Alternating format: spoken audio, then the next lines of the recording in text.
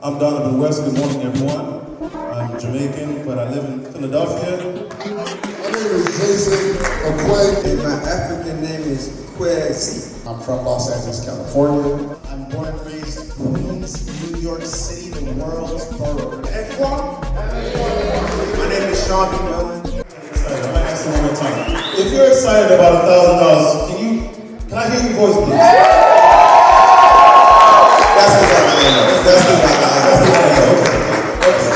Again, also, just for being here, we're going to do a raffle. Anybody who's here in the room, again, if you win the raffle, we're giving away a free laptop at the end of this. Additionally, we want to expose y'all to new technology. So if you heard of non-fungible tokens, aka NFTs. You said a free laptop? Free laptop. Is there anyone excited about it? The name of my presentation is Let's Go. My colleagues and I, by the way, we took a risk. We said, you know what? Last year we said, we're coming this year so that we can provide more than we did last year. And here we are.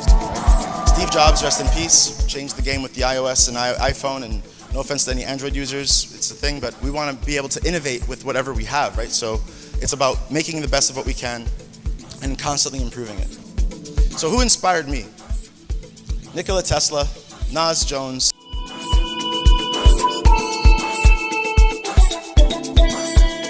Because all hands must be on deck. And the more people support this, your great vision, you also come to help us. We can create something that is more sustainable for all of us. So I believe that the best place you should spend your time is with us, the youth, with the focus on empowerment.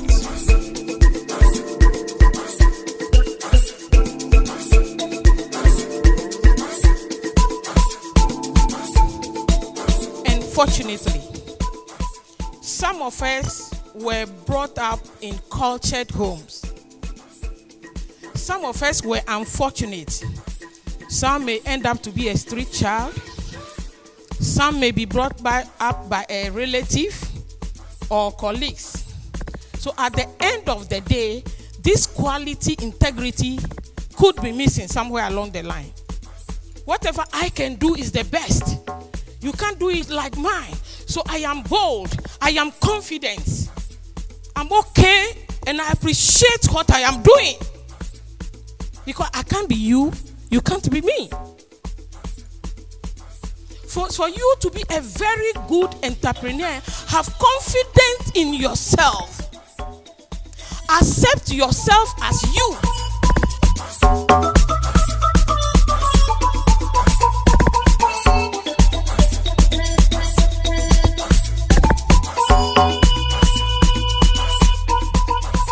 Kolache. I'm the founder of FIRE. Acronym is Free Inspiration Reaching Everyone. This is our 4th year of our Inspiration Weekend. We started in 2017, and every year we tend to let it grow. I have a great team with me, and they come back every year to find ways that we can bring more resources, create an attention of what we're doing here, and how we can literally take Ghana to the moon. And taking Ghana to the moon, I'd like to introduce a great builder, developer, financial real estate guru, Mr. John Bay. Please meet us to the front. I'm sorry, Mr. John Hardy Bay, to be exact. Mr. John Hardy Bay. Appreciate it. Hello, hello, Ghana. Hello, Ghana.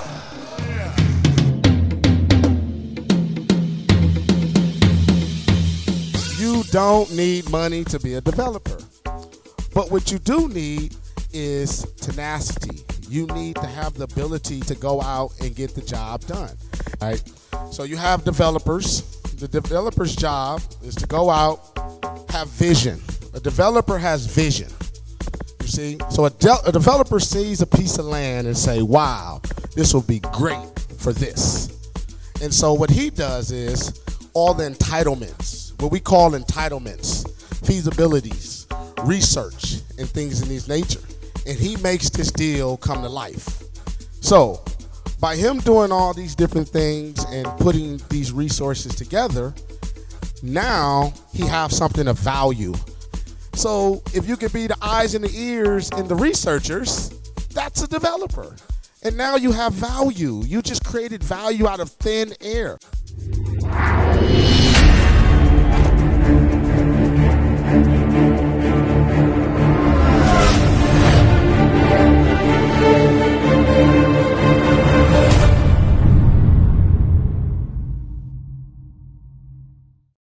So I'll start it off. So to my left, we have Dr. Perry, who is a renowned entrepreneur.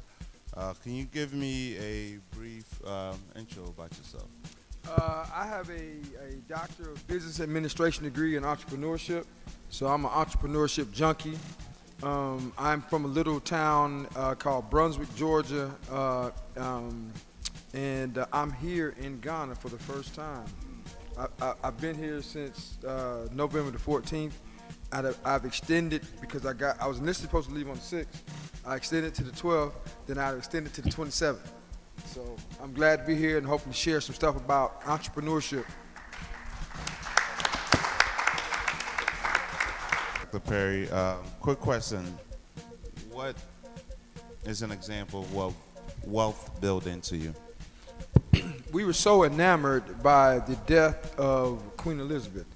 And one of the things that stuck out to me is Prince Charles, now King Charles, inherited a property worth $1 billion. Now, I don't know what kind of money he had before she died, but one of the properties that he inherited is worth $1 billion, right? So it got me to thinking, I got to do something with the dirt and with the housing. So since I've been here, I put a contract in on a house. I got money sitting in the bank. They ain't making me no money. So I bought a house since I'm buying a house since I've been here. So I think true wealth is gonna be in the dirt and the housing. There's a lot of stuff you can do, but the land ain't going nowhere. So my question is for Jason. I just being in art and you're seeing how the digital landscape is in art. Can you talk a bit of how it's changed now?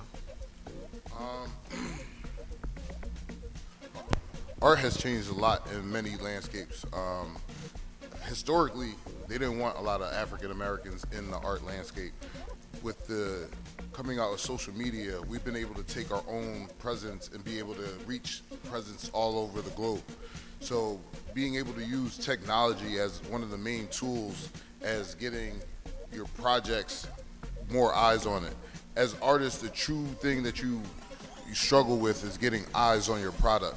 It's a very saturated market. People do art all over the place, and that makes people feel like their work isn't good enough to be shown. But with the social media as a tool, people have been able to use that platform to be able to get their work to different places that they never would have been able to get it to before. Lars, as a CPA, why do you think financial literacy is important to this generation of students and young professionals? My role as an accountant, as a CPA, is to help them understand this financial landscape. Financial literacy is very important because for y'all individuals, y'all know-how is in y'all brand, butter, artistic nature, and specializations. And y'all need to understand the financial landscape so that when you go to different investors, different people who you want to be a part of your different businesses, you have to bring them information that is palatable to them. The numbers, the financial backing, how much money you stand to make from this, how much money your investors stand to make from it, what's the dream, what's the goal. So you need financial literacy to understand that landscape. All right, cool. I want to go to Dr. Perry on this one. How do you quantify, because you're a serial entrepreneur, like how do you quantify a good venture? Well, I have a system and process that I've developed through my entrepreneurship coach, because everybody needs a coach, right? And so any project that I look at, it starts with three things. What's the issue or problem that you're seeking to solve? What's the solution that you're providing, and who's willing to pay for it? You see, because you can have a problem that's this big, you can have a solution this big, but you can have this many people willing to pay for it. You ain't going nowhere, because at the end of the day, you're looking at 1%, 2%, 3% market share when you're doing something. But if you got a problem this small, you got a solution this small, but you got this many people willing to pay for it, that's more apt to something you need to do. Because if you're only going to get 1, 2, or 3%, if it's 100 people in the market, you only get 1 or 2 or 3 customers. But if it's 1 million people in the market, you get 1,000, 2,000, 3,000, or 10,000, 20,000, 30,000 customers. I probably would be doing something different, if I had them kind of customers. So the thing is just having to understand there's a systems and process associated with any venture that you start, and every business starts or has the 6 core business systems, which is operations, sales, marketing, human resource, finance, and risk management. I'm going to be doing a book signing at some point. I don't know. I'll be giving away some books, and you can actually learn my methodology and how I think in terms of processing business opportunities, as well as taking your current business and leveling it up. How do you overcome fear of failure? Just understand that you're going to fail. And you can't be afraid of failing. Your greatest growth comes from your failure. And from 2002 to 2004, I filed bankruptcy 4 times. I filed Chapter 13 3 times, which is that of a wage earner. And I ultimately had to file Chapter 7. This was in a 2-year period. People ask me, how you do that? I said, well, you can file bankruptcy every 6 months. Right? And so I had a house. My house was worth about $525,000. I had $175,000 in equity, and we built that house, custom everything. So I was trying to save that house, and ultimately I could not save that house. And I had to ultimately file Chapter 7. And for you, those who are not from the U.S., that means you wiping everything out. The credit jacked up for 10 years, so my house got foreclosed on. I had a bankruptcy on, but the foreclosed like 7 things, bankruptcy 10 years. But what came out of that was I picked up a master's degree, I picked up a doctorate degree, I published 10 books. I started a business with $250, and I've generated over $700,000 in revenue. That's post bankruptcy. So my greatest growth came from, at the time, my greatest failure. So now, because I failed at that level, I don't fear failure. Because one thing for certain, I know how to make money. I can make some money. Now I don't know how much, but I'm gonna eat for sure. Hey, I want to piggyback off of that real quick. The one thing you need to understand about failure is that you're going to make mistakes and you're going to have failures. There's a statement, a quote that I go by, which is essentially, my grandfather made 100,000 mistakes. My father made 1,000 mistakes. My job is to make $1 million mistake. Because the thing about it is, if you can make a mistake that loses you $1 million, you had the knowledge to get $1 million in the first place. Yeah. You have to make mistakes. Yeah. I like that. So Jason, back to the arts, and just going along the lines of failing, would you say that failing in itself is art? It's the most beautiful art. Yeah. Yeah. They call it the beautiful struggle for a real reason. Like, once you make this decision to make these leaps, it's a decision that you have to make every day. John said it earlier. On the road to success, there's plenty of exits. You could take any one that you want on any day because it's gonna get difficult. But the beauty in waking up every day and trying to do something that's bigger than yourself is so fulfilling, is unbelievable.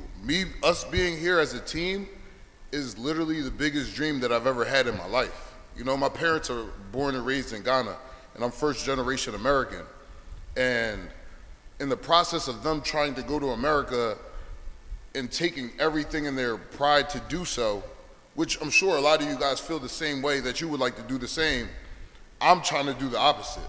I'm trying to take everything in my power to come back here and bring anything that I can and possibly stay. I really want to stay. I'm trying to be like Dr. Perry. I'm trying to get a house out here. Because it's like, people don't realize America isn't the land of milk and honey like it seemed to be. They don't want us there. And it's very apparent. No. And if we could do something to build this country and this continent better than it was in the last 10 years, if we could do anything to be a part of that, I'm way more ecstatic than anything that I could ever did in my life. So I need all y'all help, for real, because like, you guys are the future. The fact that you guys are here is Friday. It's Friday in December in Ghana. A lot of people would not be sitting in a room trying to get this information and share it like we are.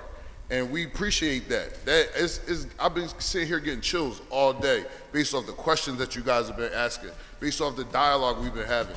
Some of this stuff has been so unreal for us to hear that this is happening, and it's the right time, that it's like God is orchestrating this. We all talk about God, we know God. We have to do our work and our part to make sure that this happens, whatever that may be.